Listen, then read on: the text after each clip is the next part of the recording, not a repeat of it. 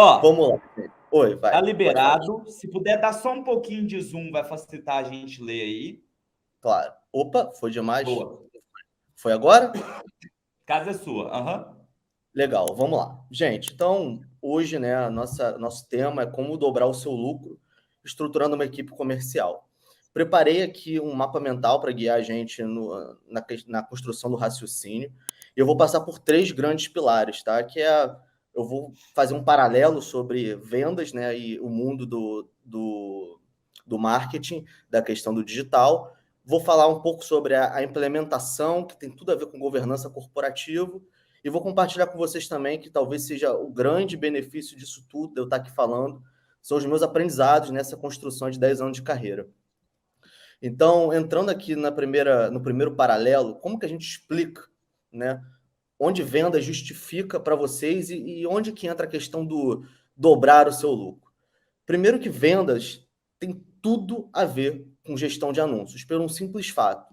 O ROI, né, o retorno sobre o investimento, justifica a gente ter uma operação comercial. Então, aqui eu trouxe, por exemplo, três marcos, né? A conversão de 5%, a conversão de 15% e o estudo de caso. O que seria a conversão de 5%? Vamos fazer uma conta básica para a gente entender a lógica de como funciona uma operação comercial.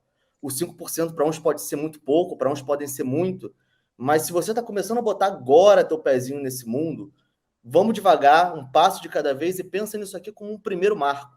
Você já vai ver que possivelmente isso faz sentido para você.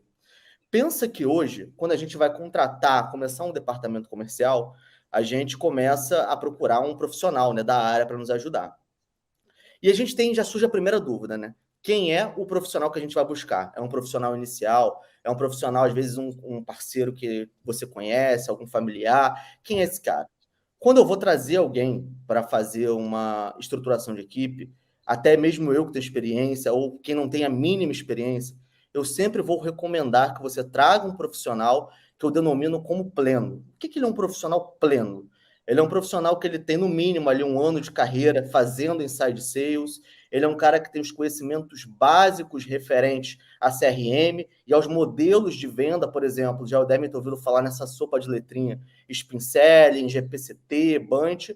E é um cara que vai te ajudar a estruturar pelo simples fato de ele já ter ciência da importância disso.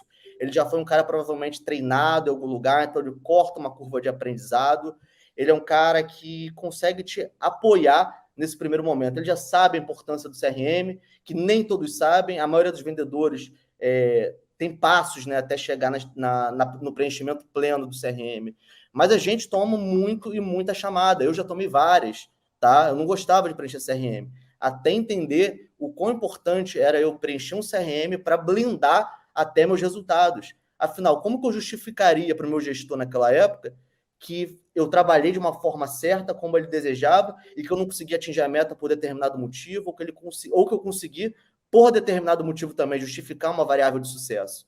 Então, hoje é um cara que você vai buscar no mercado aí, na média, de uns 2 a 2.500 fixo, mais um variável que, de acordo com cada modelo de negócio, eu gosto do modelo de remuneração em cima de retorno.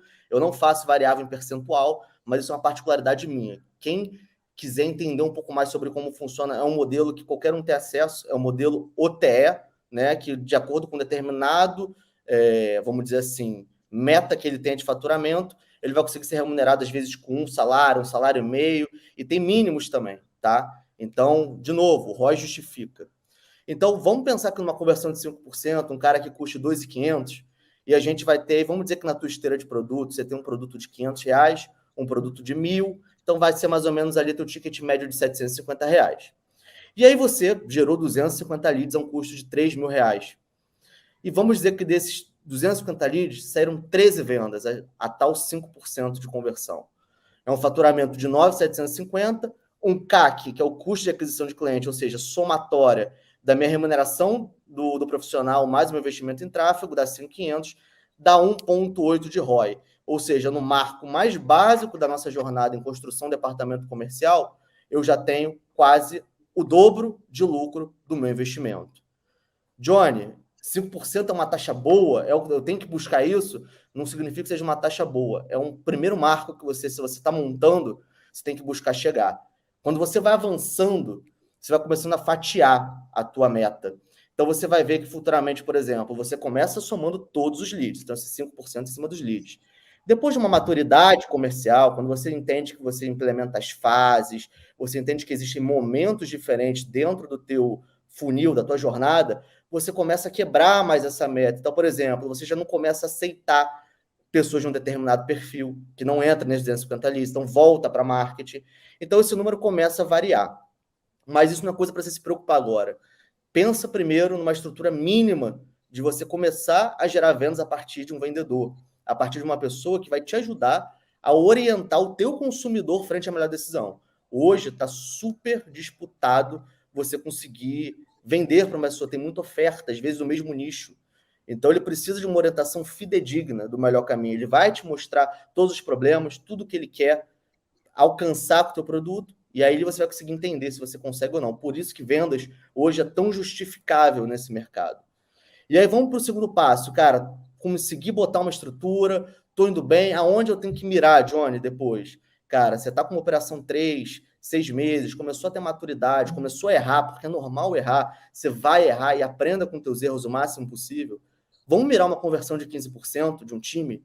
E aí a gente abre a mesma árvore. Pensa num cara de 2.500, pensa num ticket médio também de 750, 250 leads, só que agora pensa numa margem de 37 vendas, tá? Um faturamento de 27.750, um CAC de 5, ou seja, 5.04 de ROI, desculpa. Imagina agora isso aqui vezes 10 pessoas. Ou seja, imagine quanto a tua escala poder chegar com esses números. E aí você deve estar pensando, tá, como eu chego nisso? Calma que eu vou aprofundar no próximo, mas antes eu queria trazer um estudo de caso, até para vocês entenderem que é viável, tá? Teve um dos meus clientes, tá? Não vou compartilhar quem é, são dados, enfim, que ele começou uma operação comercial, onde a remuneração do profissional que ele captou é de R$ 2.500, como eu disse ali em cima, no M1 e no M2. Por quê? No mês 1 e no mês 2, ele não deu variável. A gente só ia começar a estruturar variáveis a partir do terceiro mês. Por quê? Como ele estava começando uma estruturação comercial, a gente não tem noção de quanto é uma conversão média de um vendedor. Então, dificulta o cálculo do retorno sobre esse vendedor. Vamos dizer que a média desse produto seria 10% dessa empresa. Então, eu tenho que calcular em cima de 10% da quantidade de lead vezes o ticket médio, vamos dizer que seria R$ 25.000 que esse cara conseguiria comprar. Então, seria essa a meta desse cara. Então, como a gente não tem uma métrica de conversão, no primeiro momento, eu seguro o pé no acelerador, 2.500, isso aí é acordado com o vendedor, ele já sabe entrando, tá? Ele é um alinhamento de expectativa. E ele tinha um ticket médio de 1.444. Por quê? Na esteira dele tinha produto de 297, 497, 597, 997, 1597, R$ 10.000. Então, no meio disso tudo, no mês que a gente teve um ticket médio de 1.444. Ticket médio, para quem não sabe o que é a divisão total da quantidade de vendas versus o valor, tá? Então, na média, ele teve 1.444 por venda.